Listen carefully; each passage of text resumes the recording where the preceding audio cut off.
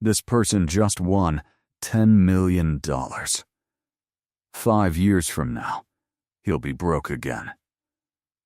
And this isn't a story about bad luck, it's science. Today we're going to look at the real reason that keeps poor people poor, and it's not the reason you think. Research shows that 70% of lottery winners burn through their winnings within 5 years. Think about that for a second. If money alone were the solution, how did these people end up financially destroyed all over again? The answer lies in something scientists call the scarcity mindset. And it's not just an attitude, it literally changes how your brain operates. Harvard economist Sendhil Mullainathan and Princeton psychologist Eldar Shafir discovered something remarkable. When people experience a lack of something, money, time, it doesn't matter, their mental bandwidth gets consumed by the anxiety of that shortage. Picture your brain as a computer with limited processing power. When financial stress is constantly present, a huge chunk of that processing power is permanently locked on to that one problem. There's nothing left over for planning ahead. And this isn't just worry, it's measurable. Studies have shown that when people are prompted to think about a significant financial stressor, their cognitive performance drops by an amount comparable to losing several IQ points, temporarily, but very real. This doesn't happen because poor people are less intelligent.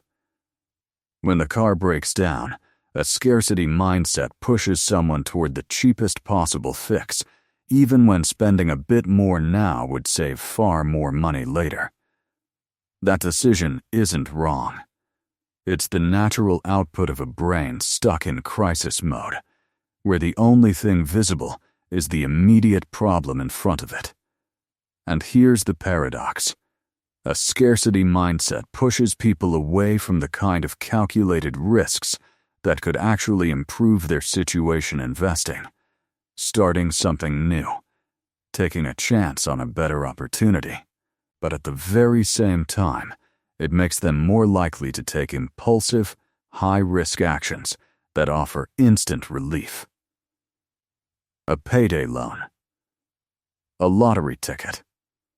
A purchase that feels good for 10 minutes. Both behaviors come from the exact same source. There's a name for part of this: hyperbolic discounting. When your brain is in survival mode, the future stops feeling real. A reward next year means almost nothing compared to relief right now. That's why saving money feels nearly impossible when today's bills are screaming louder than tomorrow's goals. But here's where it gets even more interesting, because this explains why even getting money doesn't fix the problem on its own. Remember that lottery winner from the start of this video? Here's what actually happens to people like him. Psychologists describe something called a financial set point. Think of it like a thermostat for money.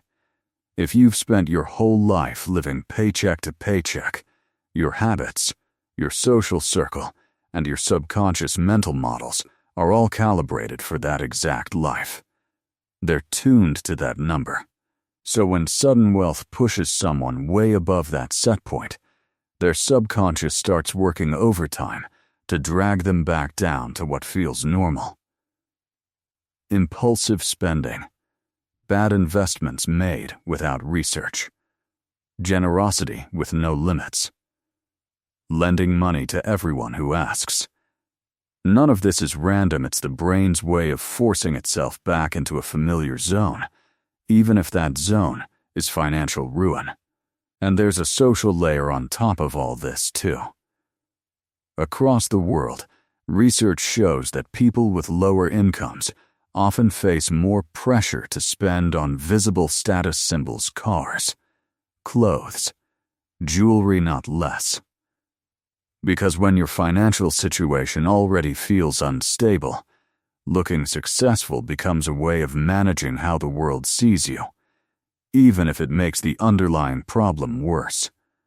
Add to that something called emotional spending. When stress, shame, or anxiety build up, spending money can create a brief emotional lift. It feels good for a moment.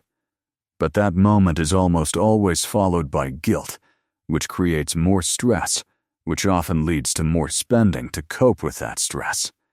It's a loop, not a character flaw. So if poverty isn't about intelligence, and it isn't really about willpower either, what is it about? It's about bandwidth. People don't make poor financial decisions because they don't understand money. They make them because their brain is running 100 urgent calculations at once, and long-term thinking simply loses the auction for attention every single time. Here's the part most people miss. This is reversible. When financial pressure decreases even a little, that mental bandwidth starts coming back almost immediately. This isn't a fixed trait. It's a state. And states can change. So what actually helps? Not willpower. Systems that don't require willpower in the first place. Automating small savings so the decision is never made twice. Reducing the number of financial decisions you have to make in a day, because every decision drains the same limited resource. And building wealth slowly, through habits, rather than expecting one big windfall to solve everything, because we've already seen what happens when wealth arrives faster than the mindset that's supposed to hold on to it. Being poor isn't a failure of character. It's what happens to anyone's brain under constant financial pressure, rich or poor, smart or not. And the same way scarcity reshapes the mind, security can reshape it right back.